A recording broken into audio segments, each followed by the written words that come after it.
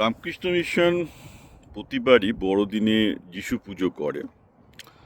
তো যিশু পুজো উপলক্ষে প্রতিবারই উগ্র হিন্দুত্ববাদীরা বিভিন্ন রকম কটু মন্তব্য করে। এবার এটা পুরো একদম মানে কি বলবো, আউট অফ প্লেস হয়ে গেছে, আউট অফ বাউন্ড হয়ে গেছে।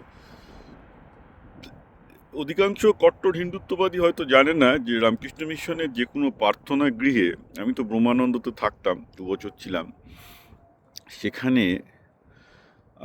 রামকৃষ্ণ মিশনে অবভিয়াসলি শ্রীরামকৃষ্ণ, শ্রীমা বিবেকানন্দ ছাড়াও যিশুর ফটো থাকে এবং কাবার ফটো থাকে। এটা যদি শোনে না তাহলে একদম উগ্র হিন্দুত্ববাদীরা লাফিয়ে উঠবে। এরা বোধহয় কোনোদিন রামকৃষ্ণ মিশনের প্রার্থনায় গিয়ে যায়নি, যাকলে জানতো যে রামকৃষ্ণ মিশনের প্রার্থনায় গিয়ে কাবার ফটো থাকে। তার কারণ শ্রীরামকৃষ্ণ প্রায় 6 মাস ধরে ইসলাম সাধনা করেছিলেন এবং আমি যতদূর জানি প্রায় 1 বছর ধরে খ্রিস্ট ধর্মের সাধনা করেছিলেন। এবং তিনি যখন ইসলাম সাধনা করেন একদম মুসলমানদের মতো তিনি রোজা রাখতেন, দাড়ি রাখতেন। তিনি যখন খ্রিস্ট ধর্মের সাধনা করেছেন তখন একদম খ্রিস্টানদের মতো হয়ে গেছিলেন এবং সমস্ত ধর্মের সাধনা করার পর তিনি সিদ্ধান্তে এসেছিলেন যত মত তত পথ। আমি শ্রীরামকৃষ্ণ নই এবং শ্রীরামকৃষ্ণের ফলোয়ারও নই, কিন্তু তার কথা শুনেও নয়, কিন্তু আমার নিজের বুদ্ধিবৃত্তি দিয়ে আমি ইসলামকে বোঝার চেষ্টা করেছি, খ্রিশ্চানিটিকে বোঝার চেষ্টা করেছি। এগেন আমি বলছি, আমি আমার সমস্ত মানে ইতিহাস, দর্শন, ভূগোল মিশিয়ে বোঝার চেষ্টা করেছি। তাতেও আমার মনে হয়েছে যে শ্রীরামকৃষ্ণ যা বলেছেন ঠিক বলেছেন, যত মত তত পথ। এবং এই জিনিসটি আমাদের উপনিষদের বাণীর সাথে খুবই সামঞ্জস্যপূর্ণ, এই কারণে যে উপনিষদ বলছে যে বিদ্যা মানুষে মানুষে বিভেদ বাড়ায়, অর্থাৎ যে ধর্ম হোক, যে রাজনৈতিক হোক, যে ধর্মচিন্তা, যে রাজনৈতিক চিন্তা মানুষকে ধর্মের নামে আলাদা করে, জাতির নামে আলাদা করে, সেই জ্ঞান বা সেই বিদ্যা হচ্ছে প্রকৃতপক্ষে অবিদ্যা। এটা হচ্ছে হিন্দু ধর্মের মূল কথা। কারণ সব কিছুই তারা মনে করেন ব্রহ্মের প্রকাশ, এবং মানুষ যখন ভাবে যে সে তার জাতি অন্য একটা জাতির থেকে আলাদা, তাই জন্য ঘৃণা ছড়ায়, সেই ব্যাপারটা উপনিষদে একদমই কিন্তু অনুমোদন করে না। তো শ্রীরামকৃষ্ণ এই যতমত ততপথ তার বাণী উপনিষদেরই বাণী, তিনি সেটাকে অন্যভাবে নিজে প্র্যাকটিস করে বুঝেছেন।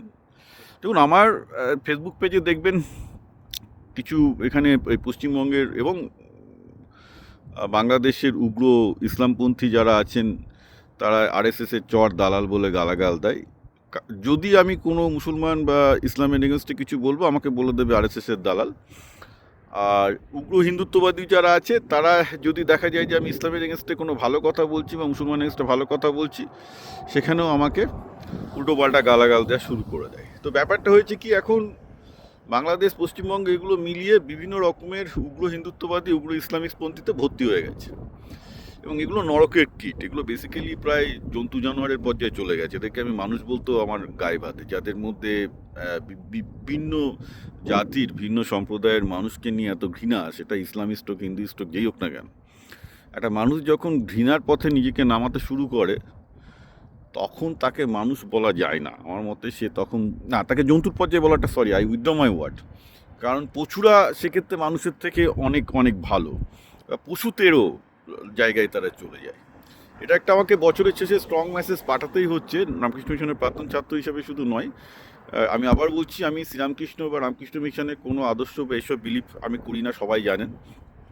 আমি তাদের প্রতি কৃতজ্ঞ, কারণ তারা একটা পশ্চিমবঙ্গে ভালো শিক্ষা প্রতিষ্ঠান দিয়েছেন। যে শিক্ষা প্রতিষ্ঠানে আমি পড়েছি সেখান থেকে আমি উপকৃত হয়েছি। আমার কৃতজ্ঞতা বোধ 100% আছে তাদের প্রতি। তো তার মানে এই নয় যে আমি তাদের কোনো ধর্মীয় ফিলোসফিতে সাবস্ক্রাইব করি, কিন্তু পাশাপাশি এটাও ঠিক, শ্রীরামকৃষ্ণ যে যতমত ততপথ বলেছিলেন, তিনি যেভাবে সাধনার মাধ্যমে সেই উপলব্ধিতে এসেছিলেন, আমিও নিজের জীবনে একই উপলব্ধিতে এসেছি। তার কথা শুনে নয়, নিজের মতো করে ইন্ডিপেন্ডেন্টলি আমি হয়তো একটা ধর্মকে ইতিহাস, দর্শনের ভিত্তিতে দেখে আমি একই রকমভাবে শ্রীরামকৃষ্ণের সিদ্ধান্তে এসেছি যে না, যত মত তত পথ, উনি ঠিকই বলেছেন। এবং সেটাই কারণ যে আমি ঠাকুর শ্রীরামকৃষ্ণের প্রতি আমার অশেষ শ্রদ্ধা আছে। এই নয় যে আমি তার অন্ধভক্ত, এটাই যে আমি ইন্ডিপেন্ডেন্টলি তার কথাগুলো আমি ভেরিফাই করে দেখেছি, তিনি যেটা বলেছেন সেটা অসাধারণভাবে ঠিক বলেছেন। এবং যেসব উগ্র হিন্দুত্ববাদী এর বিরোধিতা করছে, তারা হিন্দু ধর্মে কিছু জানে না।